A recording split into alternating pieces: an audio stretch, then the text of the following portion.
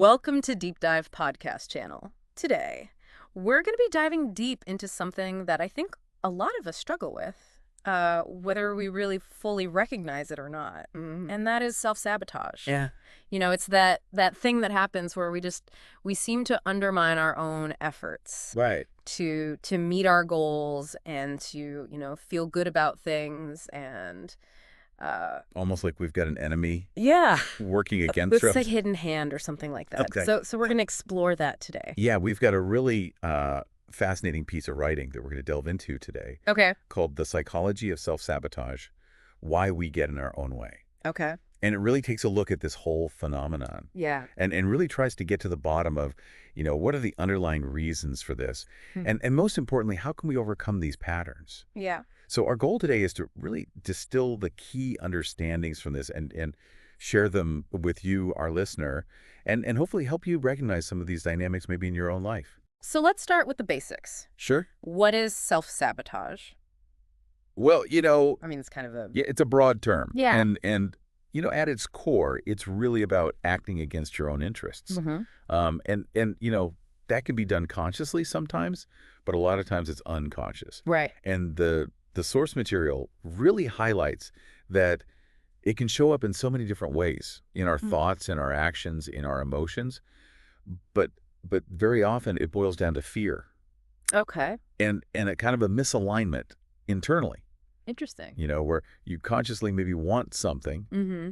but then you find yourself almost inexplicably doing things that prevent you from achieving that thing. So it's not just about, like, willpower? No, not at all. Really? It's much deeper than that. Okay. Yeah, and in fact, the material even touches on some of the neuroscience behind this. Okay. When our amygdala, which is that sort of primal part of our brain, Right. that's responsible for the fear response in fight or flight. When that part of the brain becomes dominant over the more rational prefrontal cortex, Okay. our decisions can be driven by this sort of primal need for safety and security.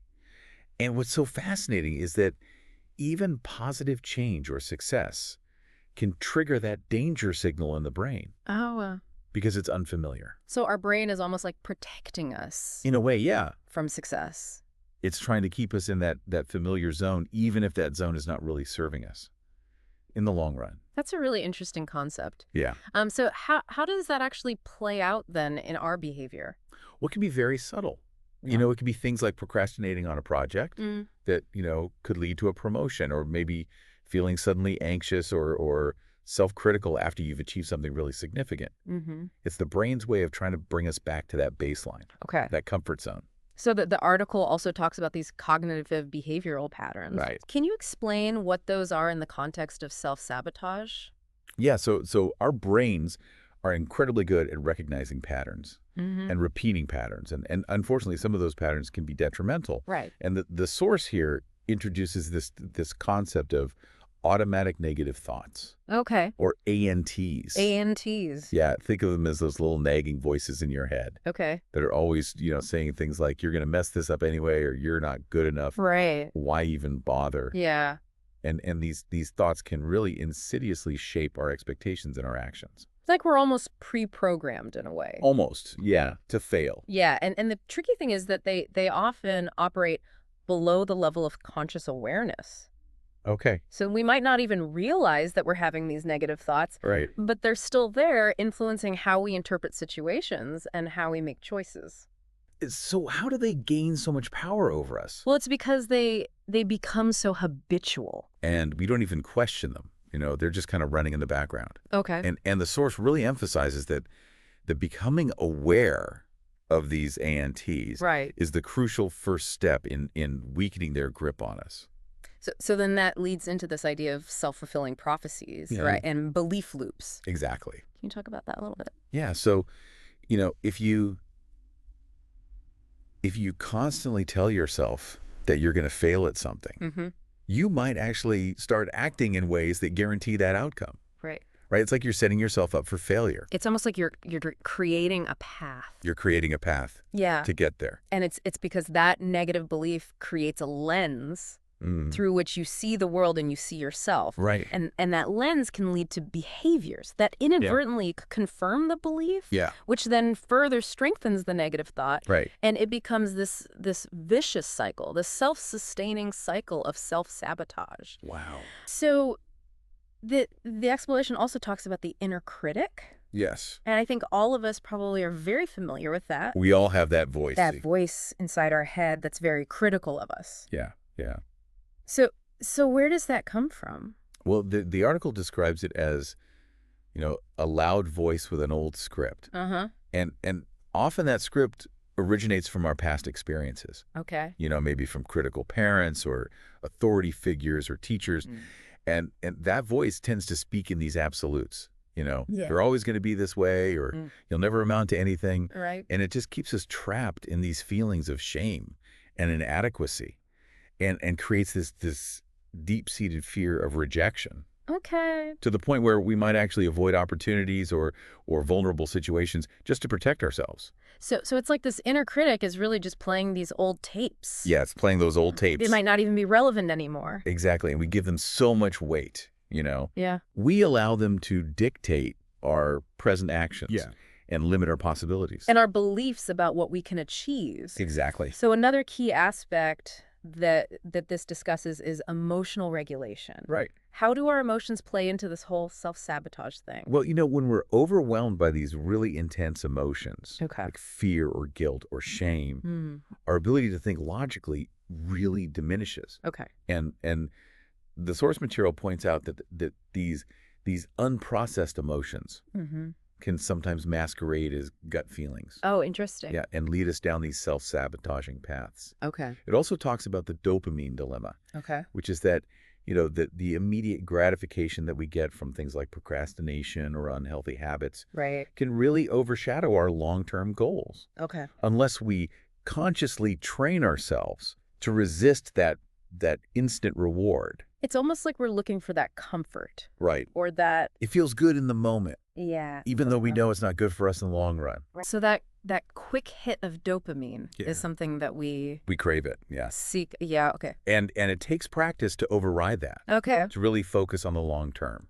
The article also mentions this idea of the fear of success, Yes. which seems kind of counterintuitive. It does. Why would anyone be afraid to succeed? Well, it can show up in a few different ways. Okay. One is imposter syndrome, Right. which is that feeling that you're a fraud and you're going to be found out Okay. and you don't really deserve the success that you've achieved.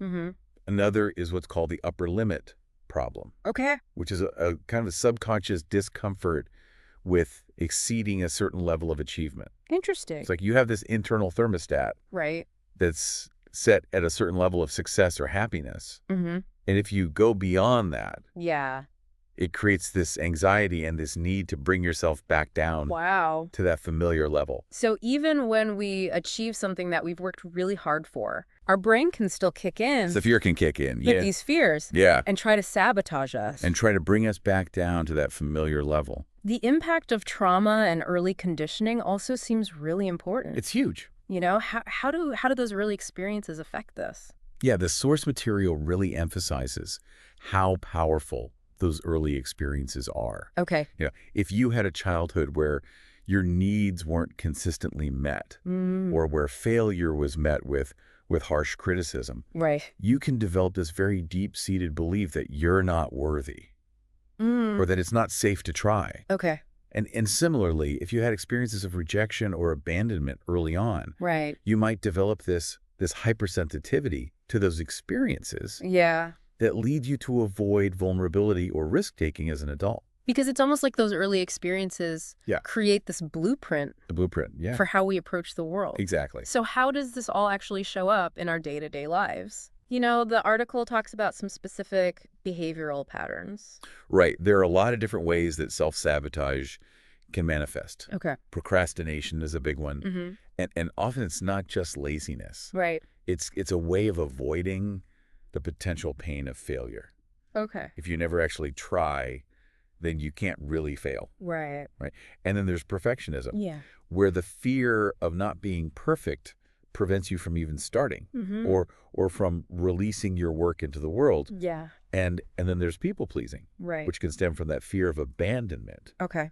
and lead you to constantly prioritize other people's needs over your own. Mm-hmm. But the source also touches on how self-sabotage can show up in our relationships. Yeah. We might choose partners who are unavailable or who treat us poorly, Okay. because on some level that feels familiar. Right. And then there's self-destructive habits, Mm-hmm. things like substance abuse or disordered eating, Right. which can be ways of numbing emotional pain Okay. or normalizing a feeling of discomfort. It's almost like these behaviors become coping mechanisms in a way. They are. Yeah. They're coping mechanisms. Even though they're harmful. Right. Yeah. They provide this temporary sense of safety or relief from underlying anxieties. Okay. But in the long run, they really don't serve us. So the good news is that this material also provides ways to overcome these patterns. It does, yeah. So where do we even begin? Well, the article highlights several really important strategies. Okay. Mindfulness is a big one. Mm. Really learning to slow down your thoughts Okay. and become more aware of your internal state Right. without judgment, Mhm. just noticing what's happening. Okay. And then there's cognitive restructuring, Okay. which involves identifying those negative thought patterns Right. and challenging them Uh-huh. and actively replacing them with more helpful thoughts. So it's about being aware of what's happening Yes. in our head Absolutely. and then actively trying to change it. Yes. And another key piece is developing emotional intelligence Okay. and learning how to regulate your emotions, Mhm. learning to identify your feelings, Right. understand what triggers them, Yeah. and find healthy ways to manage them Okay. instead of letting them control you. Yeah. The source really emphasizes seeing emotions as signals, Interesting. not as facts. Uh, They're giving you information, Yeah. but they don't necessarily reflect the truth of the situation. Mm-hmm. So it's about being able to identify what we're feeling Yes. and figure out, what's causing that and then how to deal with it in a way Yeah, that doesn't lead to self-sabotage. exactly. The article also mentions this idea of rewriting our inner narrative, Yeah, which sounds like a really big challenge. can be, but it's very powerful. So how do we actually do that? Well, it's about learning to challenge that inner critic. Mm-hmm. When that voice starts up with its old script, Yeah. you need to learn to talk back to it, Okay. but with compassion. Right. And with a more realistic perspective. Mhm. It's like having a more supportive friend Okay. inside your head. Got it. And the source also points out that therapy can be really helpful in this process, Okay. especially for those deeply ingrained patterns. Right.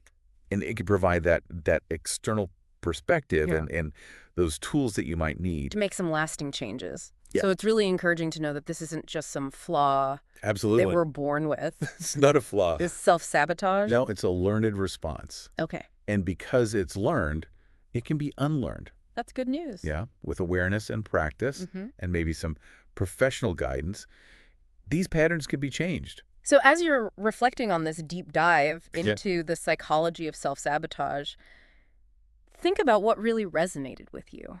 Mm-hmm. What are some of the things that stood out? What are some of those old scripts that might be running in your own mind? And what are some small steps that you can take to become more aware of your thoughts and your emotions? That's the key, is awareness. Yeah. Yeah, The material that we've gone over today really gives us this really powerful way of understanding it does. why we sometimes get in our own way. It does. And recognizing these patterns Mm. is really the first step on Absolutely. that path towards change. Yeah, and it leaves us with this question. Okay. What might you be able to achieve Yeah. if you consistently acted in your own best interest, free from those acts of self-sabotage? That's a really good question. Something to ponder. Yeah, something to really think about. Yeah, Thank you for joining us for this deep dive. my pleasure. If you found it valuable, please subscribe, like, and click the bell for more in-depth explorations.